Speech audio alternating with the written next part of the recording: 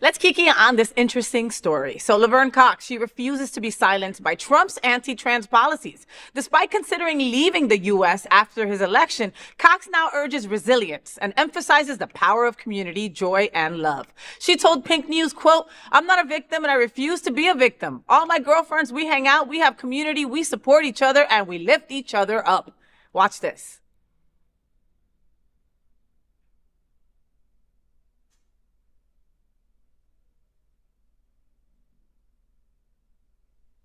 Not a victim, and I refuse to be a victim in this circumstance. None of this should be surprising to us. This is what the conservative movement has wanted to do in this country for decades. We must not catastrophize. We must remember we've been here before. As trans people, our identities have been criminalized, and we found ways to have community, to have joy, and to be ourselves. They told us they were going to do this. They're doing it, and accept that. And now what?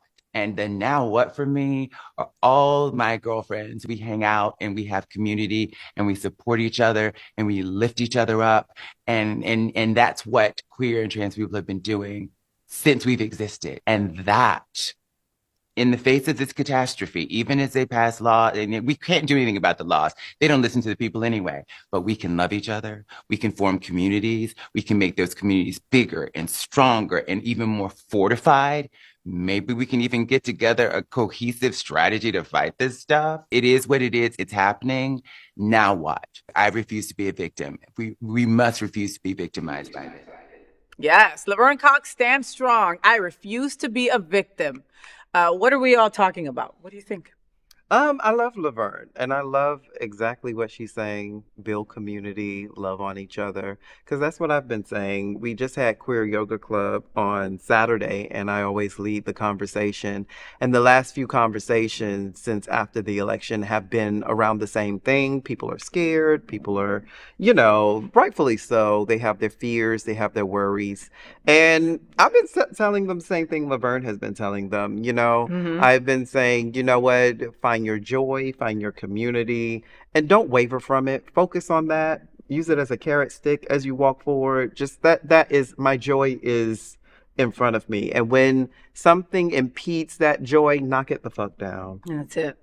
And that's it. And it takes all of that, but it made me feel good that Laverne is like the rest of us, right? Mm-hmm. Like she said, I thought about leaving this country, right? And, a lot of people don't speak their truth like that, right? Mm-hmm. And the reality is that Laverne has more means to leave this country than I do. You know what I mean? Mm-hmm. Yet she's like, no, I ain't going nowhere. I'm staying here with my girls. We're going to support each other. Mm-hmm. We've been like, her voice is so needed right now, right? Like, does that make sense? No, you know what I mean? Yeah, it is. Even her sitcom is so needed Clean right Slate. now. Clean Slate on Amazon Prime.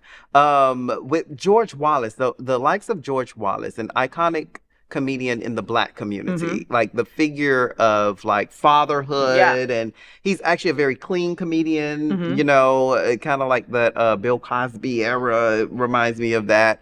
And for him to and for them to collaborate on this, it's very campy, it's really corny, but I love the corniness of it, and I love the way that they're infusing this and humanizing everything, normalizing it the same way that they're hyper normalizing all of this, the same way we should be hyper normalizing the conversations, even the jabs that they have, like the comedic timing of them is so.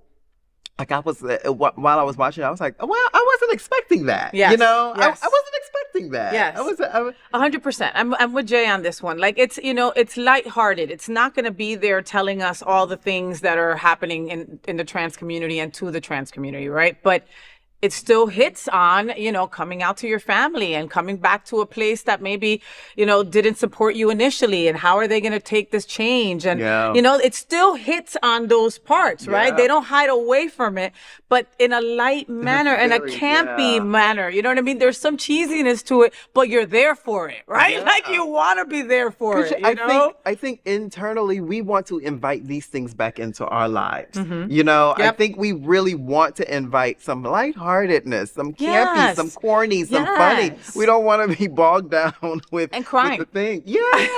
know. And I'm a little ashamed because I automatically expected it. Okay, it's a black or a brown sitcom, so you're gonna get the pushback. You're gonna get the dad being mean, the dad being ugly, right? And I was like, ooh, I don't know if I'm ready for that because I don't want her character to go through that, right? Yeah. And it didn't. It did not happen. It did. I was waiting for it too, and I was like, it's not happening. And I'm so thankful because in 2020, when I sat down with myself, I was watching like a lot of programming. You know, we watched a lot of fucking TV back in 2020. Yeah. But when I was watching a lot of programming, I remember having a lot of conversations with a lot of Black people, and we were like, "Where's the joy? Where do we see ourselves in joy?" I'm so tired of seeing a slave movie. I'm so tired of seeing a traumatic, oh, so-and-so got shot over here. Yeah. And I'm just tired of seeing those things. Where is the lighthearted Black joy films? And Spirit was listening because we have things like Clean Slate. And then on top of that is Harlem with Megan Good. Oh, I love Harlem. Oh, I love it. And also Captain America. Captain America just came broke out. all kinds of freaking records over the weekend. #1 movie. Okay? And I just see a lot of Black joy or joy in general being like Harlem moved toward, like the last episode was Black joy. Yeah. And then she moved into this new season focusing on her joy. Yes. And so because that's what we need to come back That's what we need to. And to all those people who hate us, that is how we get them, is to see them show our joy, you know, and be out there, you know. It wasn't a form of joy, but like the halftime show, Kendrick Lamar, you know what I mean, was Black beautiful right there in your face. You didn't understand what the hell he was saying? Well, go freaking get the cliff notes of it. Go get the lyrics and educate yourself, okay? You know, but it was Black beautifulness at its best, and you're gonna see it, you know, with Serena and everything. You know what I mean? Like, it was just like, bum. We need that. Yeah, we need that. We need a lot of that. We really do. You know, to drown out the noise. People think of us as angry.